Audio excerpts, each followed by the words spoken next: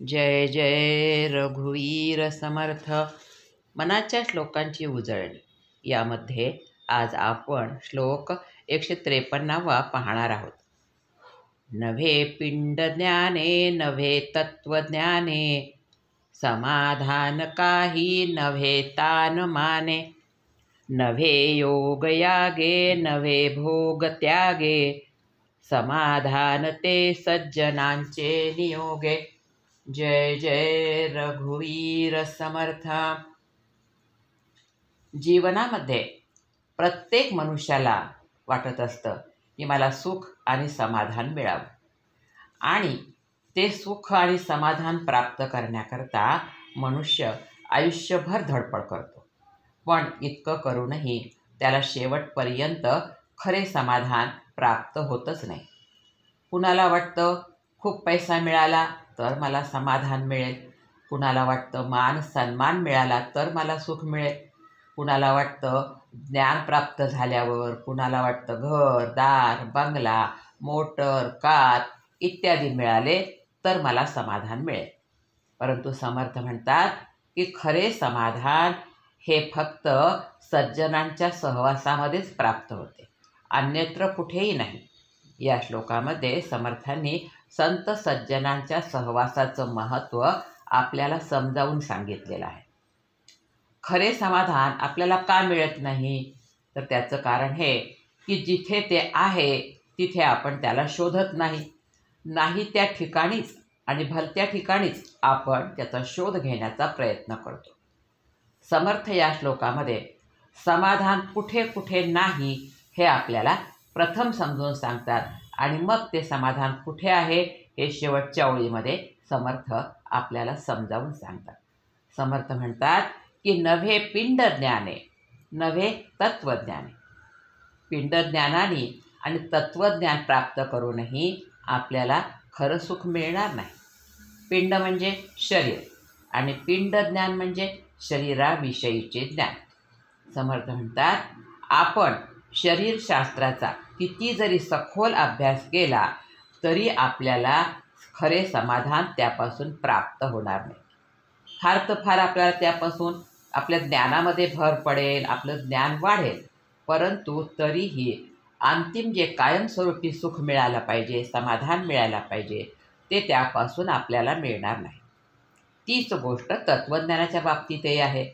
तत्त्वज्ञानाचाही आपण कितीही अभ्यास केला तर आपल्याला फार तर फार मानसन्मान मिळेल, पैसा मिळेल, परंतु खरं सुख समाधान आपल्याला मिळणार नाही.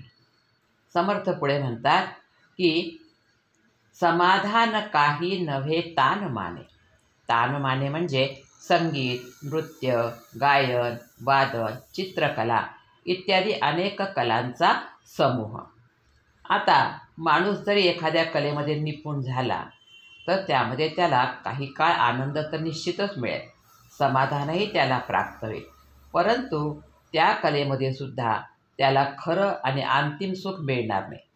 त्या कलेमध्ये तो रमून जाईल, थोडेफार समाधानही मिळेल, परंतु तरीही कायमस्वरूपी समाधान त्याला या कलेतून मिळणार नाही, असे समर्थ रामदास स्वामी आपल्याला सांगतात.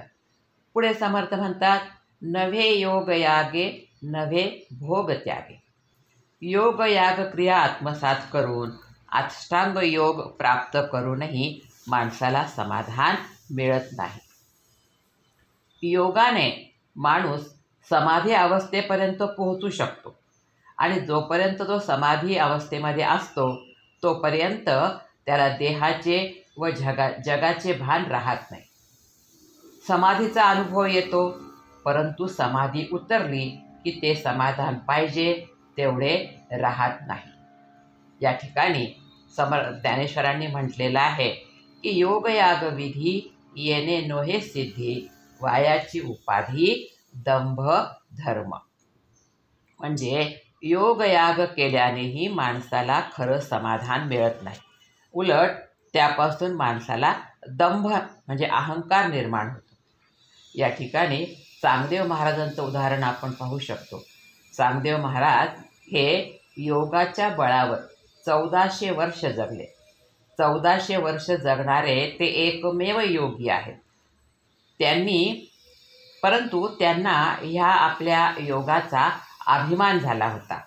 आणि ज्यावेळी त्यांची ज्ञानेश्वर महाराजांशी भेट झाली त्यावेळी ज्ञानेश्वर महाराजांनी चांगदेव महाराजांना चांगदेव पासष्टीद्वारे उपदेश केला. तो उपदेश ऐकून चांगदेव महाराजांना समाधान प्राप्त झाले. हे समाधान त्यांना केव्हा मिळाले? योगाने नाही. 1400 वर्ष योग करूनही त्यांना ते समाधान मिळालं नाही.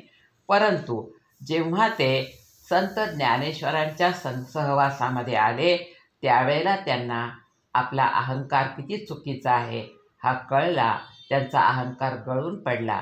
ते त्यांना शरण गेले आणि संतांना शरण गेल्यामुळे चांगदेव महाराजांना खरं समाधान आणि सुख प्राप्त झालं. जे योगाद्वारे नाही झालं ते संत सहवासाने त्यांना प्राप्त झालं. पुढे समर्थ म्हणतात की नव्हे योग यागे नव्हे भोग त्यागे. आता योगाच्या द्वारे सुद्धा ज्याप्रमाणे आपल्याला समाधान मिळत नाही त्याप्रमाणे कुणाला असं वाटतं की यज्ञयाग केला तर आपल्याला समाधान मिळेल.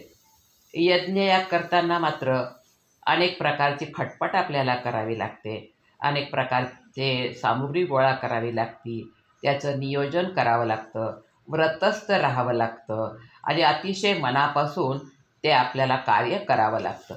तसेच त्याबरोबर आपल्याला स्पष्ट उच्चार करणाऱ्या ब्राह्मणाचाही शोध घ्यावा लागतो. तेव्हाच ते मंत्र सफल होत असतात. आणि हे सर्व करत असताना आपल्याला समाधान मिळते. परंतु आपलं मन जे आहे ते अतिशय सूक्ष्म आहे आणि चंचल पण आहे. त्याच्यामध्ये येणारे विचार हे सारखे एकसारखे राहत नाहीत. ते क्षणोक्षणी बदलत राहतात. आणि जेव्हा आपलं हे मन ह्या यज्ञयाग करताना टिकलेलं असतं परंतु जेव्हा ते त्यापासून परावृत्त होतं तेव्हा पुन्हा त्याला दुःखाचाच अनुभव येतो. खरं सुख समाधान त्याला त्या यज्ञापासूनही मिळत नाही. काहींना वाटतं की मला भोगाचा त्याग केला, विषयाचा त्याग केला आणि वैराग्य प्राप्त केलं तर समाधान मिळेल. पण भोगाचा त्याग करणे ही फार अवघड गोष्ट आहे. त्यागाला फार मोठी तपश्चर्या लागते. भोगाला देहाच्या, समाजाच्या आणि परिस्थितीच्या मर्यादा आहेत आणि त्यामुळेच त्यापासून त्याला खरं समाधान प्राप्त होत नाही. मग हे असं जर आहे तर समाधान कुठे मिळू शकेल? तर समर्थ म्हणतात की ते फक्त सज्जनांच्या सहवासात. समाधान ते सज्जनांचे नियोगे. संतांच्या संगतीमध्ये राहणे म्हणजे काय? त्यांच्या वचनावर, त्यांच्या शब्दावर दृढ विश्वास ठेवणे. ते सांगतील तसे वागणे. त्यांच्या सत्साहित्यांचा अभ्यास करणे. जसे दासबोध आणि ज्ञानेश्वरी, तुकारामाची गाथा, एकनाथांची भागवत, नामदेवाची गाथा, भागवत यांचा आपण सहवास केला पाहिजे. त्याचा अभ्यास केला पाहिजे आणि त्यामध्ये जे आपल्याला संतांनी सांगितलं त्याप्रमाणे आपण आचरण केलं पाहिजे. तरच खरं समाधान मिळेल. त्यांच्या सहवासात राहिल्याने त्यांचे गुण आपल्यामध्ये येतात आणि म्हणून तुकाराम महाराज म्हणतात, झाले समाधान आता देखिले चरण. काय म्हणतात तुकाराम महाराज? ज्यावेळेला मी त्यांचे चरण पाहिले त्यावेळेलाच मला खरं आणि सुख समाधान मिळालं. बाकीच्या सर्व गोष्टी सोडून संत संगतीमध्येच राहावे म्हणजे आपल्याला आत्मज्ञान प्राप्त होते. त्यामध्येच खरे समाधान आहे. बाकीच्या इतर गोष्टी करू नये असा याचा अर्थ नाही. अनेक प्रकारच्या विद्या संपादन कराव्यात, ज्ञान प्राप्त करावं, परंतु त्याचा अहंकार न होऊ देता संतांना शरण जाऊन त्यांच्या सहवासात राहून त्याचा आपण अभ्यास केला तर आपल्याला खरं समाधान प्राप्त होतं. आणि ते खरं समाधान कशाने प्राप्त होतं हे आपल्याला समर्थांनी या श्लोकामध्ये सांगितलेलं आहे. समर्थ म्हणतात, नवे पिंड ज्ञाने नवे तत्व ज्ञाने, समाधान काही नवे तान माने, नवे योग यागे नवे भोग त्यागे, समाधान ते सज्जनांचे नियोगे.